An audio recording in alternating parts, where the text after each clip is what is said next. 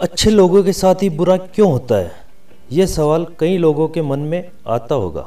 मैंने तो किसी का बुरा नहीं किया, फिर मेरे साथ ही ऐसा क्यों हुआ? मैं तो सदैव ही धर्म और नीति के मार्ग का पालन करता हूँ, पर मेरे साथ हमेशा बुरा क्यों होता है? ज़्यादातर लोगों को आपने भी यह कहते हुए सुना होगा। तो इस संबंध में मैं आपको बहुत ही अच्छी कहानी सुनाने जा रहा हूँ।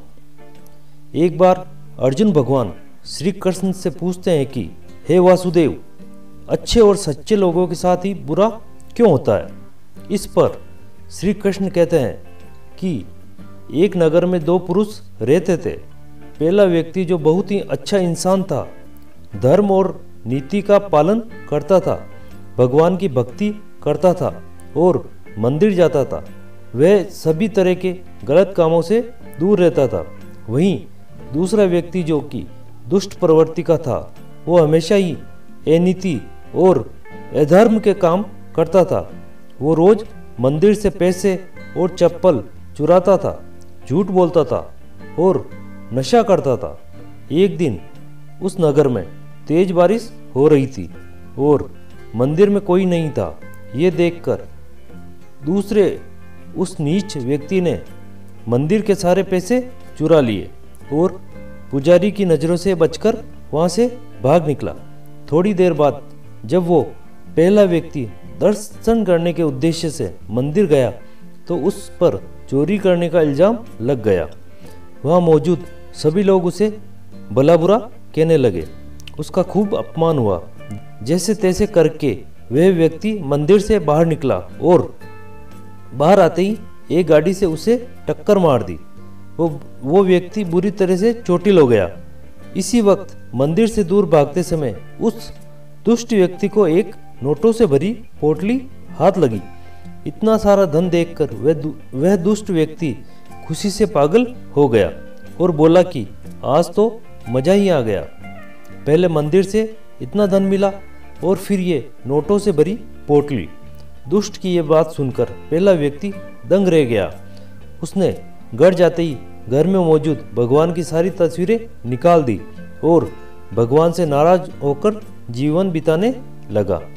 सालों बाद जब उन दोनों की मृत्यु हो गई और दोनों यमराज के सामने गए तो उस व्यापारी ने नाराज स्वर में यमराज से प्रश्न किया कि मैं तो सदैव ही अच्छे कर्म करता था, जिसके बदले में मुझे अपमान और दर्द मिला, और इस अधर्म करने वाले दुष्ट व्यक्ति को नोटों से भरी पोटली आखिर क्यों भगवान?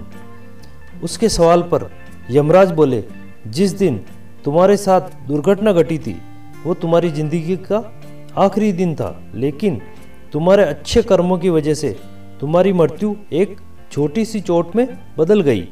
वहीं इस दुष्ट को जीवन में राजयोग मिलने की संभावना ही थी, लेकिन इसके बुरे कर्मों के चलते वो राजयोग एक छोटे से धन की पोटली में बदल गया। श्री कृष्ण कहते हैं कि भगवान हमें किस रूप में दे रहे हैं ये समझ पाना बेहद कठिन होता है। अगर आप अच्छे कर्म कर रहे हैं और बुरे कर्मों से दूर हैं तो भगवान निश्चित ही अपनी कृपा आप पर बनाए रखेंगे। जीवन में आने वाले दुखों और परेशानियों से कभी ये समझ के कि भगवान हमारे साथ नहीं है, हो सकता है आपके साथ और भी बुरा होने का योग हो, लेकिन आपके कर्मों की वजह से आप उनसे बचे हुए हैं। इसलिए कभी भी गलत काम नहीं करें और हमेशा सत्य और सच की राह पर काम करें और सच्चे मन से काम करें। हो सकता है कि किसी की दुआएं आपके जरूर काम आए और भगवान की आपकी कृपा आप पर बनी रहे, और आने वाले समय में जरूर आपके साथ कुछ न कुछ अच्छा घटित होगा।